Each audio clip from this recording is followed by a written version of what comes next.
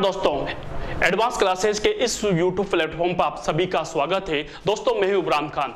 राजस्थान की कला व संस्कृति के बारे में बात करने के लिए दोस्तों आपके सामने उपस्थित हुआ हूं। दोस्तों तो बात करते हैं दोस्तों राजस्थान की कला व संस्कृति के अंदर दोस्तों बहुत ही इंपॉर्टेंट टॉपिक दोस्तों, बहुत ही महत्वपूर्ण टॉपिक दोस्तों, और वह है दोस्तों राजस्थान में भक्ति आंदोलन, राजस्थान में संत और संप्रदाय। तो दोस्तों राजस्थान के अंदर संत और संप्रदाय की चर्चा करेंगे। तो पहला संप्रदाय में स्टार्ट करता हूं, देर न करते हुए। तो पहला संप्रदाय जिसके बारे में आज दोस्तों अपन बात करेंगे वह है दोस्तों नंबर 1 विष्णुई संप्रदाय। नंबर 1 पर जिस पर बात करेंगे दोस्तों वह है विष्णुई संप्रदाय।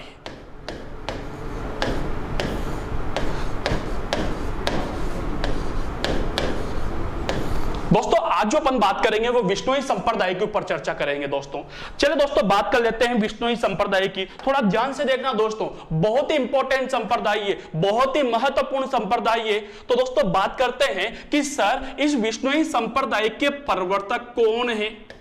प्रवर्तक ध्यान दीजिएगा, इस विष्णुई संप्रदाय के जो प्रवर्तक माने जाते हैं वो माने जाते हैं दोस्तों आपके संत जाम्बोजी महाराज। कौन माने जाएंगे दोस्तों? संत जाम्बोजी महाराज।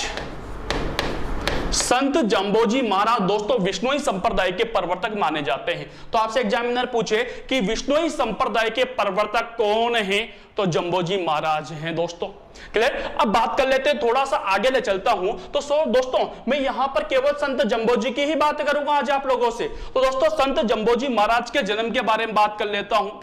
जन्म दोस्तों संत जाम्बोजी महाराज का जो जन्म हुआ था ये 1451 ईस्वी को हुआ था दोस्तों। कब हुआ था दोस्तों? 1451 ईस्वी को हुआ था। तो आपसे एग्जामिनर पूछे कि संत जाम्बोजी महाराज का जन्म कब हुआ था, तो 1451 ईस्वी को। क्लियर? लेकिन बात करते हैं कि सर वह तिथि क्या थी। तिथि मतलब समझते हो ना, डेट ऑफ बर्थ, कि सर वह डेट क्या थी जब हमारे जाम्बोजी महाराज का जन्म हुआ था। तो दोस्तों वह डेट थी आपके, याद रखना दोस्तों सब, भाद्र कृष्ण अष्टमी। भाद्र कृष्ण अष्टमी के दिन दोस्तों इनका क्या हुआ था? जन्म हुआ था। और दोस्तों आप सभी को पता होगा कि भाद्र कृष्ण अष्टमी के दिन जो मनाए जाते हैं दोस्तों उसे कहा जाता है कृष्ण जन्माष्टमी। क्या कहा जाएगा दोस्तों? कृष्ण जन्माष्टमी कहा जाएगा। तो इसका मतलब यह हो गया कि हमारे जाम्बोजी महाराज का जन्म कृष्ण जन्माष्टमी के दिन हुआ था। कब हुआ था दोस्तों? कृष्ण जन्माष्टमी के दिन हुआ था भाई। क्लियर? नेक्स्ट बात कर लेते हैं कि सर वह स्थान कौन सा था। स्थान कौन सा था जहां पर जाम्बोजी महाराज का जन्म हुआ था? कौन सा था? तो दोस्तों वह था आपके किस स्थान आता है? पीपासर। कौन सा दोस्तों? पीपासर। और पीपासर आता है दोस्तों नागौर के अंदर। कहां पर आएगा? नागौर के अंदर आता है। तो संत जाम्बोजी महाराज का जन्म कहां पर हुआ था? पीपासर नागौर के अंदर हुआ। पीपासर नागौर के अंदर हुआ। बात करते हैं दोस्तों कृष्ण जन्माष्टमी के दिन। याद है दोस्तों कृष्ण जन्माष्टमी के दिन इनका जन्म हुआ।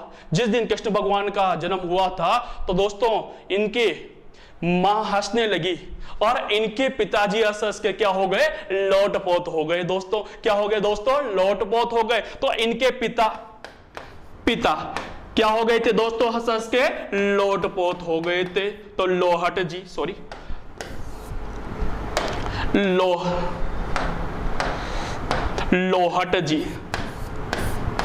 लोहट जी पवार। पापा कौन हो गए दोस्तों? लोहट जी पवार हो गए। दोस्तों माता की बात कर लेते हैं। माता हंसी थी इनके जन्म पर। इनके जन्म पर माता हंसी थी, इसलिए माता का नाम हो गया हंसा देवी। क्या हो गया दोस्तों? हंसा देवी। क्लियर दोस्तों? पापा जी लोटपोत हो गए थे तो लोहट जी, और माता को हंसी आ गई तो क्या हो गया? हंसा देवी। लेकिन दोस्तों बात कर लेते हैं इनके गुरु की। दोस्तों अधिकांश कई जगह पर यह भी कहा गया है कि इनके कोई गुरु नहीं थे, लेकिन कई किताबों के अंदर दोस्तों इनके गुरु का नाम भी दिया हुआ है। और इनके जो गुरु थे दोस्तों उनका नाम था गोरखनाथ। क्या नाम था दोस्तों? गोरखनाथ जी नाम था दोस्तों। क्लियर दोस्तों? बात कर लेते हैं दोस्तों इनके वास्तविक नाम की। वास्तविक नाम दोस्तों इनका नाम जाम्बोजी महाराज नहीं था दोस्तों। इनका जो रियल नाम था, इनका जो वास्तविक नाम था दोस्तों वह था धनराज। क्या था दोस्तों? धनराज था दोस्तों। इनका मूल नाम जो था वो क्या था? धनराज हुआ करता था। क्लियर दोस्तों? वापस एक बार रिपीट करना चाहूंगा दोस्तों आप लोग के सामने। दोस्तों विष्णुई संप्रदाय के प्रवर्तक संत जम्बोजी महाराज माने जाते हैं, जिनका जन्म 1451 ईस्वी के अंदर भाद्र कृष्ण अष्टमी यानी कृष्ण जन्माष्टमी के दिन हुआ था। इनके पिताजी का नाम लोहर जी पवार था, माता का नाम हंसाबाई था। गुरु गोरखनाथ मूल नाम जो माना जाता है दोस्तों वह धनराज माना जाता है। दोस्तों यहां पर मैं वापस चर्चा करना चाहूंगा आप लोगों से। दोस्तों यहां पर बात करूंगा मैं इनके उपनाम की। दोस्तों इनको अलग अलग नामों से जाना जाता है। जैसे नंबर 1 पर बात करूं दोस्तों आप लोगों से, तो दोस्तों इन्हें गहला गूंगा कहा जाता है। गहला गूंगा कहा जाता है दोस्तों। गहला गूंगा क्यों कहा जाता है दोस्तों वो भी समझ लीजिए कि दोस्तों ऐसे नॉर्मली दोस्तों जो बच्चा होता है वो 1-1.5 साल या 2 साल की उम्र में बोलना सीख जाता है, बोलने लग जाता है दोस्तों। 1 साल में 1.5 साल में मम्मी पापा तो कहने ही लग जाता है। लेकिन दोस्तों इनके बारे में ऐसी मान्यता है, ऐसा कहा जाता है कि यह 6.5 साल तक, लगभग 7 साल बोल दूं मैं, कि 7 साल तक दोस्तों एक शब्द नहीं बोले थे भाइयों। 7 साल तक एक भी शब्द नहीं बोले थे। और दोस्तों आपको पता होगा कि जो बोलता नहीं है उसे गूंगा कहा जाता है, इसलिए दोस्तों इनको क्या कहा जाता है? गूंगा कहा जाता है। नंबर 2 दोस्तों एक बार बता दीजिए इनका जन्म कब हुआ था? इनका जन्म कब हुआ था? तो दोस्तों इनका जन्म हुआ था कृष्ण जन्माष्टमी के दिन। और कृष्ण जन्माष्टमी के दिन जन्म होने के कारण दोस्तों इनकी मां इनको कृष्ण का अवतार कहती थी। किसका अवतार दोस्तों? कृष्ण का अवतार। तो दूसरे नंबर पर दोस्तों इन्हें क्या कहा जाता है? कि कृष्ण का अवतार भी कहा जाता है। तीसरे नंबर पे बात करूं दोस्तों आप लोगों से, तो इन्हें दोस्तों विष्णु का अवतार भी कहा जाता है दोस्तों। किसका अवतार दोस्तों? विष्णु का अवतार भी इन्हें कहा जाता है। क्यों दोस्तों? क्योंकि दोस्तों विष्णुई संप्रदाय विष्णु भगवान की निर्गुण रूप से उपासना करता है। ये संत जम्बोजी महाराज स्वयं विष्णु की उपासना किया करते थे। लेकिन दोस्तों ध्यान देना, निर्गुण भाव से किया करते थे, ना कि सगुण भाव से। निर्गुण निराकार रूप से दोस्तों विष्णु की उपासना किया करते थे, इसलिए दोस्तों इन्हें क्या कहा जाता है? विष्णु का अवतार कहा जाता है। क्लियर? नंबर 4 पर दोस्तों बात करता हूं तो इन्हें पर्यावरण प्रेमी संत भी कहा जाता है। क्या कहा जाएगा दोस्तों? पर्यावरण प्रेमी संत भी कहा जाता है भाई। क्लियर दोस्तों? तो दोस्तों इनको अलग अलग नामों से जाना जाता है। कौन कौन से? गहला गूंगा कहा जाता है, कृष्ण का अवतार कहा जाता है, विष्णु का अवतार कहा जाता है, पर्यावरण प्रेमी संत भी कहा जाता है। क्लियर दोस्तों? अब बात कर लेते हैं, ये तो हो गए दोस्तों आप लोग के सामने इनके परिवार वालों के बारे में जानकारी। अब दोस्तों बात करता हूं मैं कि सर इन्होंने ऐसा क्या काम कर दिया, इन्होंने ऐसा क्या काम कर दिया कितने फेमस हो गए? दोस्तों कुछ ना कुछ तो किया होगा यार, लेकिन क्या किया सर? तो दोस्तों बात करते हैं क्या किया, देखिए आप लोग। दोस्तों बात करता हूं मैं, ध्यान दीजिएगा दोस्तों, जब ये 34 वर्ष के थे, 34 वर्ष की आयु में,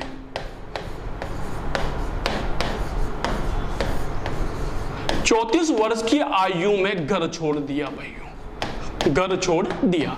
यानी दोस्तों जब ये 34 साल के थे उस समय दोस्तों इन्होंने क्या कर दिया? घर छोड़ दिया भाइयों। अपना घर छोड़कर दोस्तों एक स्थान आता है, नाम सुना होगा आप लोगों ने, बीकानेर।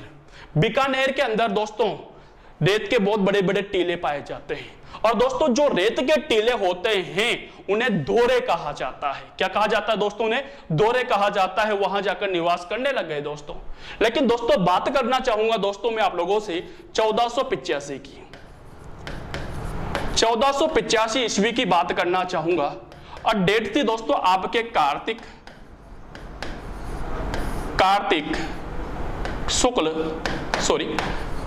शुक्ल अष्टमी।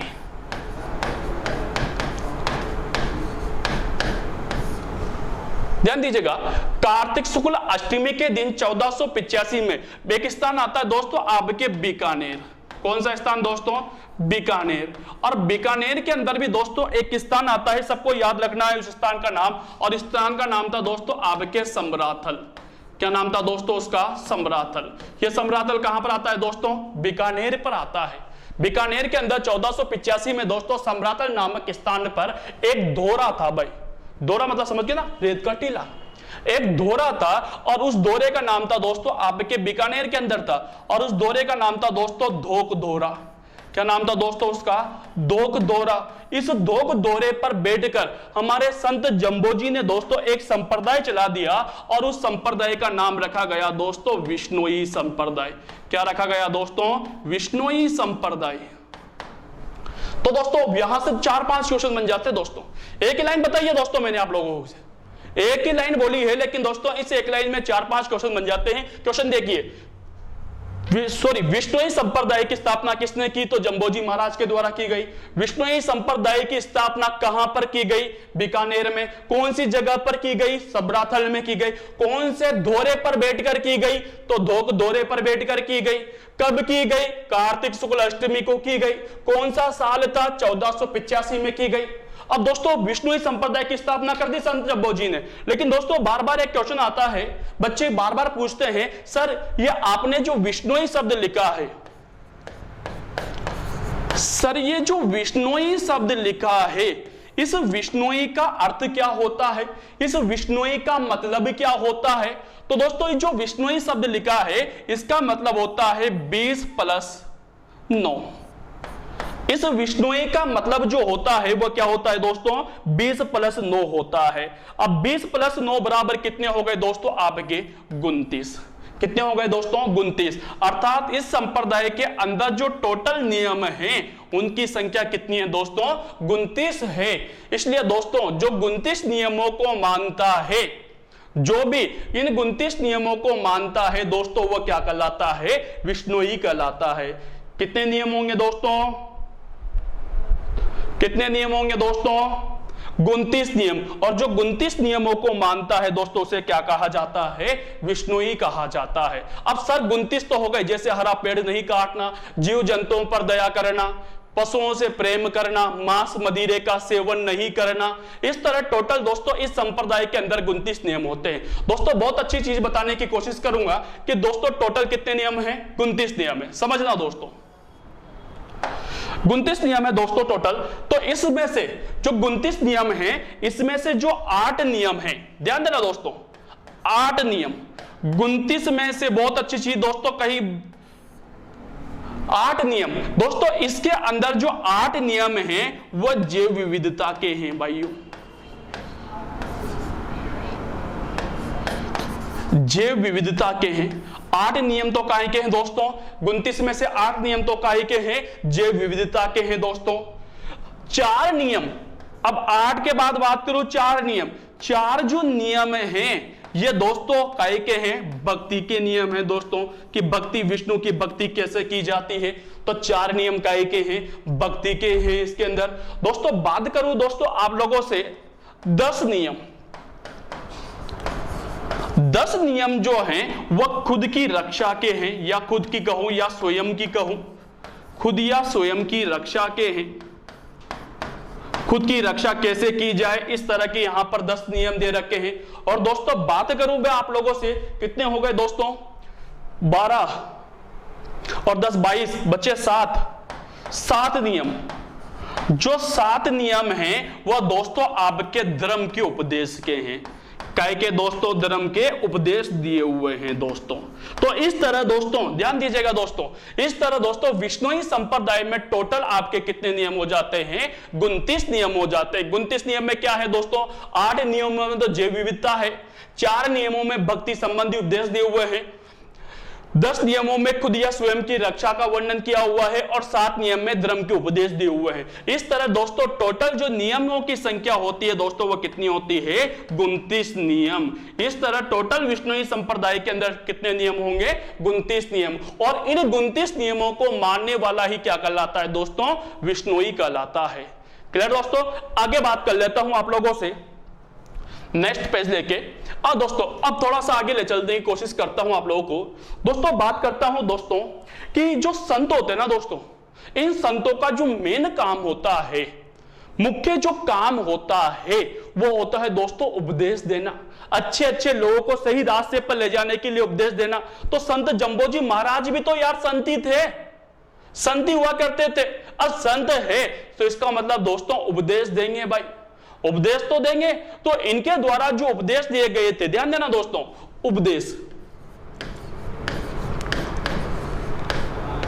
उपदेश स्थल की बात करूंगा पहले। चले दोस्तों अब बात कर लेते हैं उपदेश स्थल की। दोस्तों इनके द्वारा जो उपदेश दिए गए थे, यानी जहां पर बैठकर, स्थल का मतलब स्थान पर, जिस स्थान पर बैठकर ये उपदेश दिया करते थे दोस्तों, उस स्थान को साथरी कहा जाता था। क्या कहा जाता था दोस्तों? साथरी कहा जाता था। बहुत अच्छा क्वेश्चन बन जाता है कि संत जंबोजी महाराज जिस स्थान पर बैठकर उपदेश दिया करते थे दोस्तों, उसे क्या कहा जाता है? तो उसे दोस्तों साथरी कहा जाता है। क्लियर? नेक्स्ट बात कर लेता हूं दोस्तों आप लोगों से, उपदेश स्थल की बात करूं दोस्तों आप लोगों से। मैंने कहा ये उपदेश दिया करते थे दोस्तों। क्या दिया करते थे दोस्तों? उपदेश दिया करते थे।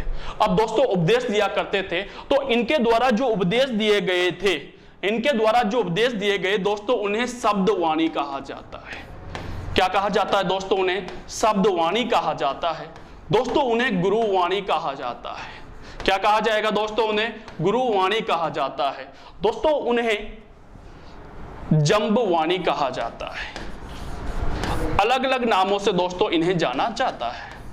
क्लियर दोस्तों? तो दोस्तों इनके उपदेश, ध्यान देना, उपदेश स्थल तो क्या कहलाएंगे? सात्विक कहलाएंगे। जबकि जो उपदेश दिए गए थे उन्हें शब्दवाणी कहा जाएगा, उन्हें जंबवाणी कहा जाएगा और उन्हें शब्द के साथ साथ दोस्तों गुरुवाणी कहा जाएगा। दोस्तों क्लियर? नेक्स्ट बात कर लेता हूं दोस्तों हमारे संत जंबोजी महाराज की। दोस्तों संत जंबोजी महाराज ने एक स्थान आता है आपके मुकाम गांव। मुकाम गांव, ये जो मुकाम गांव है दोस्तों, ये आता है आपके नोखा तहसील के अंदर। नोखा तहसील, और नोखा तहसील दोस्तों आती है बीकानेर के अंदर। संत जंबोजी महाराज ने दोस्तों मुकाम गांव नोखा तहसील बीकानेर में क्या ले ली थी दोस्तों? निर्वाण प्राप्त हो गया तो यहां पर इनकी क्या बनी हुई है दोस्तों? समाधि बनी हुई है दोस्तों। क्या बनी हुई है दोस्तों? समाधि बनी हुई है। तो संत जंबोजी महाराज की समाधि कहां पर है? मुकाम गांव नोखा तहसील बीकानेर के अंदर है। और दोस्तों यहां पर समाधि है तो यहीं पर इस संप्रदाय की प्रमुख क्या बना दी गई है दोस्तों? पीठ बना दी गई है भाइयों। तो बहुत इंपॉर्टेंट क्वेश्चन बन जाता है, बहुत ही अच्छा क्वेश्चन बन जाता है कि विष्णुई संप्रदाय की प्रमुख पीठ कहां पर है? कहां पर है दोस्तों? तो मुकाम गांव नोखा तहसील बीकानेर के अंदर है दोस्तों। याद रखना दोस्त, कहां पर? मुकाम गांव नोखा तहसील बीकानेर के अंदर। अगर दोस्तों यहां पर प्रमुख पीठ है तो यहां पर क्या लगेगा? मेला लगेगा भाई। यहां पर क्या लगेगा दोस्तों? मेला। तो यहां पर ध्यान देना दोस्तों, यहां पर जो मेला लगता है, यहां पर जो मेला लगेगा वह एक बार नहीं लगता भाई। यहां पर जो मेला लगता है वह एक बार नहीं लगता है, यहां पर 2 बार मेले लगते हैं। पहला जो मेला लगता है दोस्तों, यह लगता है आपके अश्विन अमावस्या को।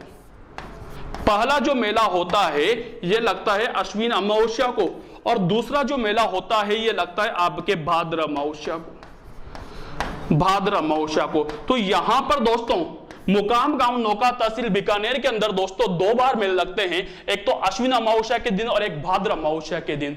दोनों के अंदर दोस्तों विष्णुई समाज की महिलाएं जाती है और दोस्तों पूरा सोना पहनकर जाती है दोस्तों। लेकिन यहां पर दोस्तों एक बात बताऊं, यहां पर विष्णुई समाज की महिलाएं सोने के आभूषणों को पहनकर जाती है, लेकिन यहां पर ना 8 दिन तक चोरी हुई है ना आगे होगी दोस्तों इस मेले के अंदर दोस्तों।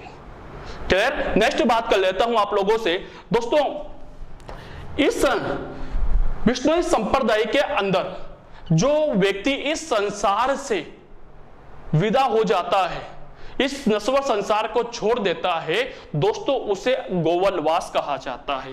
क्या कहा जाएगा दोस्तों? उसे गोवनवास कहा जाता है।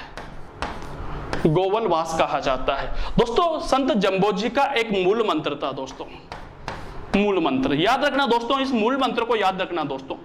इनका एक मूल मंत्र था, बहुत अच्छा मूल मंत्र था दोस्तों। इनका मूल मंत्र क्या था? ध्यान दीजिएगा। मूल मंत्र था कि हृदय से विष्णु नाम जपो।